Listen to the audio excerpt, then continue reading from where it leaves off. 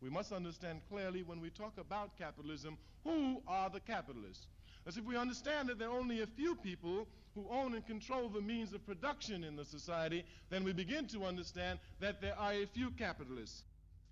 Have you ever often wondered what is the difference between capitalism, communism, and socialism?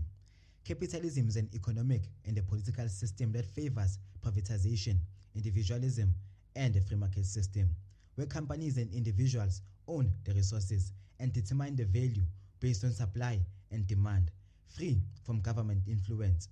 If you own a Benz, you decide its value. If you have a saloon, you decide the prices for your services. The government does not offer any grants, hence there is little taxes. There is a high exploitation of the labor market in a capitalist system. If you're not from a rich family, or smart, or educated, you'll die poor in a capitalist system. The